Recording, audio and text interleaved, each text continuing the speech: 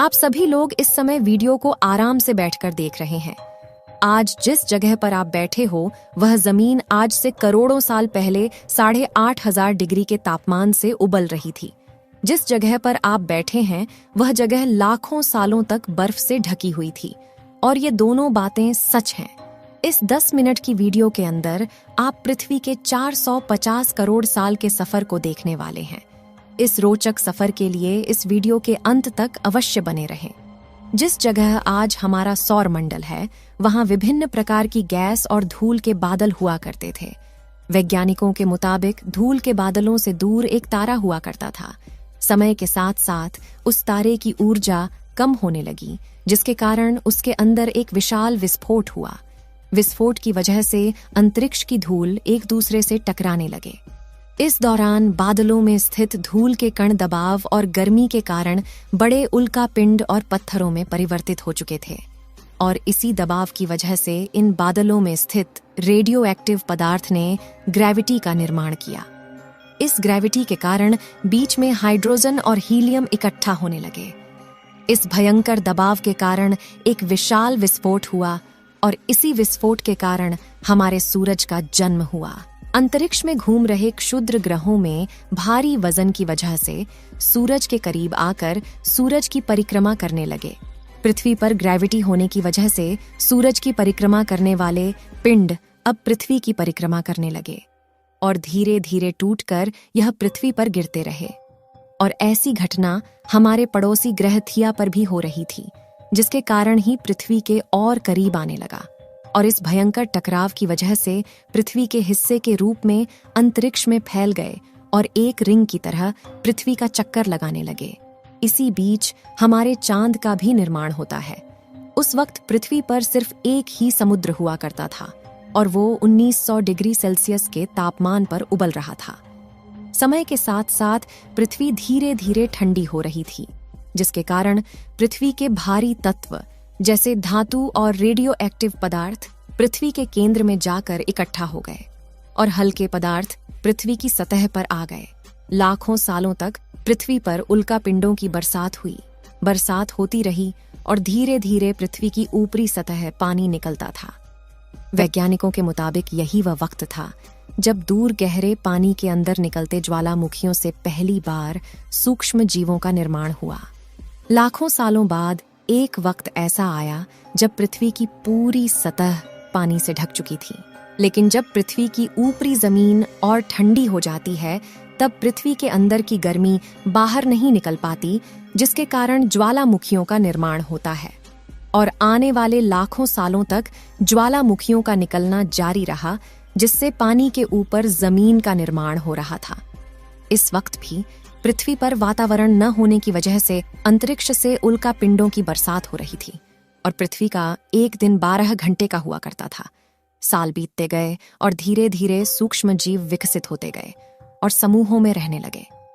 आज से लगभग 250 करोड़ साल पहले पहली बार पृथ्वी पर ऐसे जीवों का निर्माण हुआ जो जीने के लिए इस पानी के अंदर के रहते थे।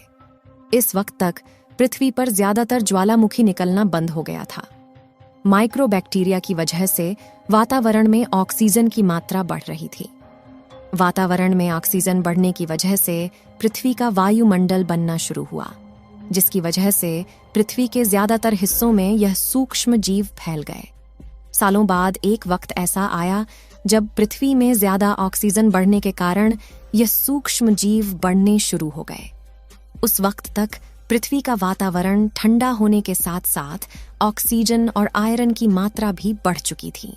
वक्त बीतने के साथ साथ धरती की टेक्टोनिक प्लेट्स में दरार होने लगी और जमीन का लावा बाहर निकलने लगा, जिसके कारण पृथ्वी के वातावरण में कार्बन डाइऑक्साइड की मात्रा बहुत बढ़ गई और पृथ्वी पर एसिड की वर्षा शुरू हो गई, जिसकी वजह से पृथ्वी का तापमान घटने लगा और तापमान इतना घटा कि पृथ्वी के ऊपर मौजूद पानी बर्फ में परिवर्तित होने लगा।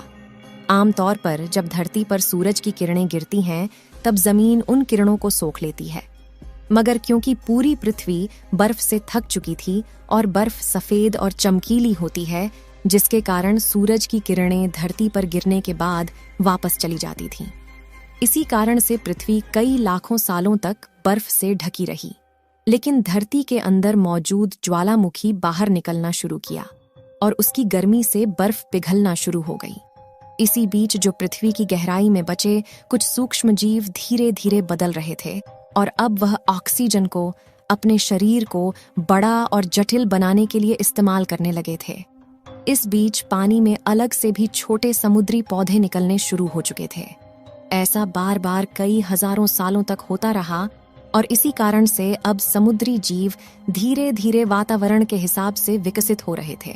इस बीच कई सारे जीव समुद्री जंगल से विलुप्त हो गए, मगर जो बच गए वो धीरे धीरे पृथ्वी के बदलते तापमान के हिसाब से ढलते गए। धीरे धीरे वातावरण में ऑक्सीजन की मात्रा बढ़ने लगी और पृथ्वी पर होने वाली एसिड की वर्षा कम होने लगी। वातावरण में ऑक्सीजन आने की वजह से पृथ्वी की ओजोन लेयर मोटी होने लगी और आज से लगभग 47 करोड़ साल पहले पृथ्वी की ऊपरी सतह पर पहली बार प्लांट उगना शुरू हुआ। वक्त के साथ जमीन पर अलग अलग प्रकार के पौधे और पेड़ उगना शुरू हुए। ये वो वक्त था जब समुद्री जानवर समुद्र से बाहर निकल रहे थे और जमीनी जानवरों में परिवर्तित हो रहे थे। धरती की ज्यादातर जमीन एक जगह इकट्ठा हो चुकी थी, जिसे आज हम एशिया महाद्वीप के नाम से जानते हैं। पृथ्वी का वातावरण और तापमान लगभग स्थिर हो चुका था और अब करीब 21 से 23 घंटे का दिन हुआ करता था। अब समुद्री जीव पानी से बाहर रहने लगे थे और वातावरण के हिसाब से उनके शरीर का रंग रूप बदल रहा था। धीरे धीरे ये जमीनी जानवर डायनासोर में परिवर्तित हो गए और उनका शरीर लंबा और विशाल रूप से विकसित होने लगा। कुछ डायनासोर शिकार किया करते थे, जिसके कारण वे छोटे और तेज होते चले गए।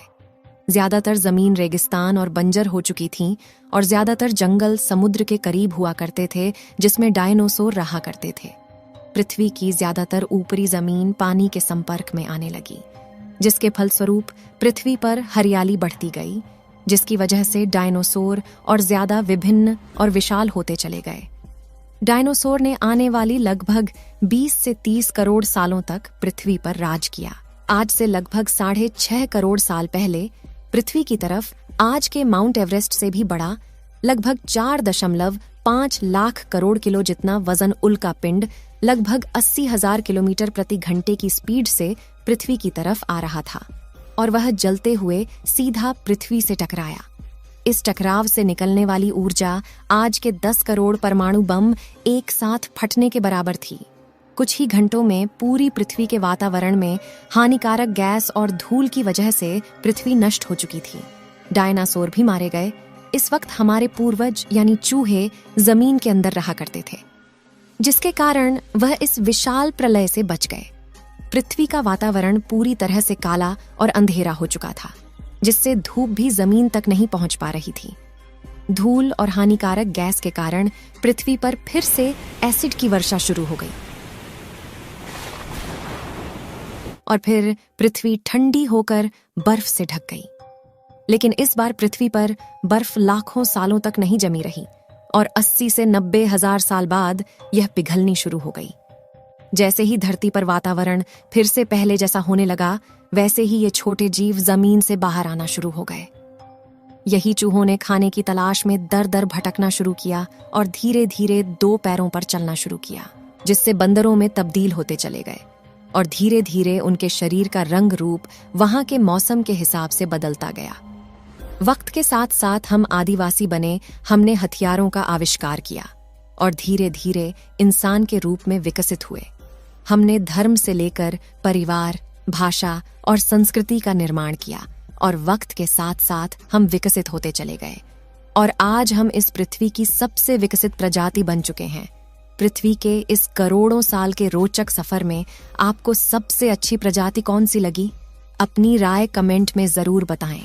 इस वीडियो को एक लाइक जरूर करें और अपने मित्रों तक इस वीडियो को शेयर करें ताकि उन्हें भी जानकारी मिल सके। और अपने भरोसेमंद चैनल को सब्सक्राइब जरूर करें और बेल आइकन को ऑल पर सिलेक्ट करना बिल्कुल ना भूलें। मिलते हैं किसी और नॉलेजेबल वीडियो के साथ। वीडियो को अंत तक देखने के लिए धन्यवाद।